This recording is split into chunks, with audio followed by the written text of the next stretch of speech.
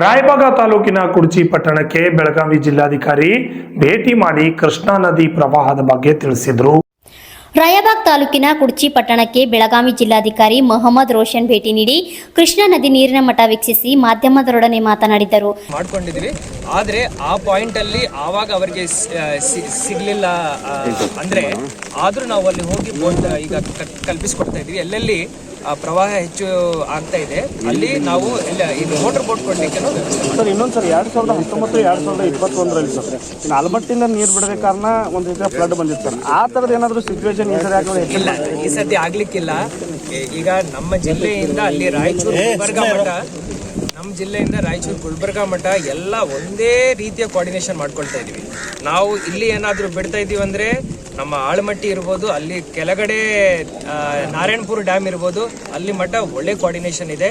ಕೊಯ್ನಾದಿಂದ Narayanapura dam ಮಠ ನಾವೆಲ್ಲರೂ ಒಂದಾಗಿ ಕೆಲಸ ಮಾಡ್ತೇವೆ. ಇವತ್ತು ನಾವು ಕುಡ್ಚಿ ಹತ್ರ ಬಂದಿದ್ದೀವಿ.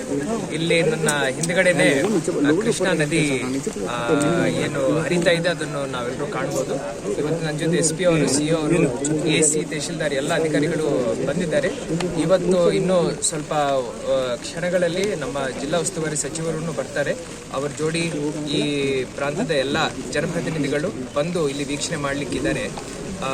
1-2 ನಿಮಿಷದಲ್ಲಿ ಈಗಿನ ಪರಿಸ್ಥಿತಿ ನಾನು ಎಕ್ಸ್ಪ್ಲೇನ್ ಮಾಡ್ತೀನಿ. ಮಹಾರಾಷ್ಟ್ರದಿಂದ ಕೃಷ್ಣಾ ನದಿ ಕ್ಯಾಚ್ಮೆಂಟ್ ಏರಿಯಾ ಏನಿದೆ ಅದಕ್ಕೆ ಇವತ್ತು ಸಂಜೆ ಒಟ್ಟು ಸೇರಿ 2.5 ಲಕ್ಷ ಕ್ಯೂಸೆಕ್ಸ್ ಬರುವ ಸಾಧ್ಯತೆಗಳು ಇವೆ. ಅದರ ಪ್ರಕಾರ ಮುನ್ನೆಚ್ಚರಿಕೆ ವಹಿಸಿ ಆಳಮಟ್ಟಿ ಡ್ಯಾಮ್ ತನಕ ನಾವು ಅಲರ್ಟ್ನು ಟ್ರಿಗರ್ ಮಾಡಿದ್ದೀವಿ. ಅಲ್ಲಿ ಆಲ್ರೆಡಿ 2.5 ಲಕ್ಷ ಕ್ಯೂಸೆಕ್ಸ್ ಬಿಡ್ತಾ ಇದ್ದಾರೆ. ಇವತ್ತು ರಾತ್ರಿ ಒಳಗಡೆ 3 ಲಕ್ಷ ಕ್ಯೂಸೆಕ್ಸ್ ಬಿಡ್ಲಿಕ್ಕೂ ಅವರು ಆಲ್ರೆಡಿ ಅನುಮೋದನೆ ಕೊಟ್ಟಿದ್ದಾರೆ. ಇದಲ್ಲದೆ ಘಟಪ್ರಭಾ ನದಿಯಿಂದ ಹಿಡ್ಕಲ್ ಡ್ಯಾಮ್ ಇರ್ಬೋದು, ಅಲ್ಲಿ 25,000 ಕ್ಯೂಸೆಕ್ಸ್ ಸದ್ಯಕ್ಕೆ ಬಿಡ್ತಾ ಇದ್ದಾರೆ. ಅದರ ಜೋಡಿ ಲೋಳ್ಸೂರ್ ಬ್ರಿಡ್ಜ್ ಮುಖಾಂತರ ಇನ್ನೊಂದು 25,000 ಕ್ಯೂಸೆಕ್ಸ್ ಬಂದು ಘಟಪ್ರಭಾ ನದಿ ಮುಖಾಂತರ ನಮ್ಮ ಆಳಮಟ್ಟಿಗೆ ಹೋಗಿ ಸೇರುತ್ತೆ. ಅದರಿಂದ ಎಲ್ಲ ಸೇರಿ ಒಂದು 3 ಲಕ್ಷ ಕ್ಯೂಸೆಕ್ಸ್ ಇವತ್ತು ರಾತ್ರಿ ನಮ್ಮ ಸಿಸ್ಟಮ್ 2 ಕ್ಯಾಚ್ಮೆಂಟ್ ಏರಿಯಾಸ್ ಮುಖಾಂತರ ಆಳಮಟ್ಟಿಗೆ ಹೋಗಿ ಸೇರುತ್ತೆ. ಅದಕ್ಕಂತ ಬಹಳ ಪೂರ್ವದಲ್ಲೇ 3 ಲಕ್ಷ ಕ್ಯೂಸೆಕ್ಸ್ ಬಿಡ್ಲಿಕ್ಕೂ ಅಲ್ಲಿ ನಿರ್ಧಾರ ಮಾಡಿ ಇಟ್ಕೊಂಡಿದ್ದಾರೆ. ಎಲ್ಲ ಜನರಿಗೆ ಮನವಿ ಏನಂದರೆ, ಜಿಲ್ಲಾಡಳಿತದಿಂದ ಇರ್ಬೋದು, ಗ್ರಾಮ ಪಂಚಾಯತ್ ಇರ್ಬೋದು, ಪೊಲೀಸ್ ವತಿಯಿಂದ ಇರ್ಬೋದು, ಫೈರ್ ಡಿಪಾರ್ಟ್ಮೆಂಟ್ ಇರ್ಬೋದು, ನಾವು ಏನಾದರೂ ಅಲರ್ಟ್ ಸೌಂಡ್ ಮಾಡ್ತಾ ಇದ್ದೀವಿ ಅಂದರೆ ದಯವಿಟ್ಟು ನಾವು ಆಲ್ರೆಡಿ ಕಾಳಜಿ ಕೇಂದ್ರಗಳನ್ನು ರೆಡಿ ಮಾಡಿ ಇಟ್ಕೊಂಡಿದ್ದೀವಿ. ಅದಕ್ಕೆ ತಾವೆಲ್ಲರೂ ಶಿಫ್ಟ್ ಆಗಬೇಕಂತ ನಾನು ಕೋರ್ಪಡ್ತಾ ಇದ್ದೀನಿ. ಧನ್ಯವಾದ.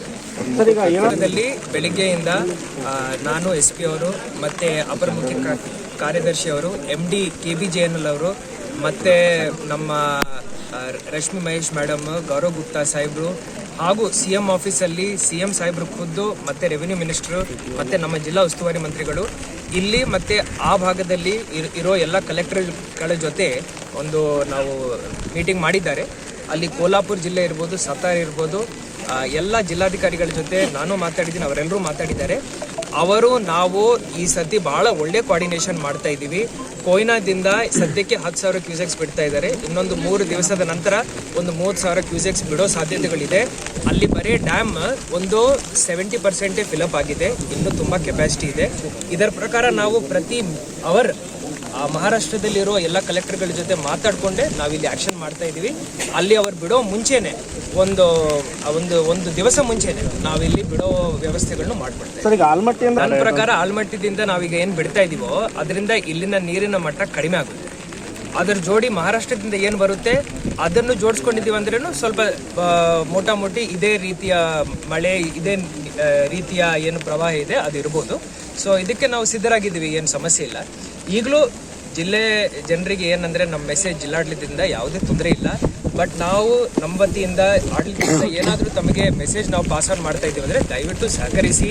ತಮಗೋಸ್ಕರ ತಮ್ಮ ಜೋಡಿ ನಾವು ನಿಂತ್ಕೊಂಡು ಕೆಲಸ ಮಾಡ್ತಾ ಇದ್ದೀವಿ. ಎಲ್ಲರೂ ನಮ್ಮ ಕಾಳಜಿ ಕೇಂದ್ರಕ್ಕೆ ನಾವು ಯಾವಾಗ ಹೇಳ್ತೀವೋ ಅವಾಗ ಹೋಗಬೇಕು. ಫೋರ್ಕಾಸ್ಟ್ ನಮ್ಮ ಕಡೆ ಬೆಳಗಾವಿ ಜಿಲ್ಲೆಯಲ್ಲಿ ಎಲ್ಲ ಯೆಲ್ಲೋ ಅಲರ್ಟ್ ಇದೆ. ಆದರೆ ಮಹಾರಾಷ್ಟ್ರ ಕ್ಯಾಚ್ಮೆಂಟಲ್ಲಿ ನೆಕ್ಸ್ಟ್ 3 ಡೇಸು ರೆಡ್ ಅಲರ್ಟ್ ಇದೆ. ಅದರಿಂದ ಅವರು ನೀರು ಬಿಡ್ತಾ ಇದ್ದಾರೆ. ಬಟ್ ಅದಕ್ಕೆ ಪೂರ್ವ ಸಿದ್ಧತೆಗಳು ಎಲ್ಲ ಮಾಡ್ಕೊಂಡು ಇಟ್ಕೊಂಡಿದ್ದೀವಿ. ಏನು ತೊಂದರೆ ಇಲ್ಲ, ಏನು ತೊಂದರೆ ಇಲ್ಲ. Shashidhar Kokatnur, RJ32 news Kannada, Raibag.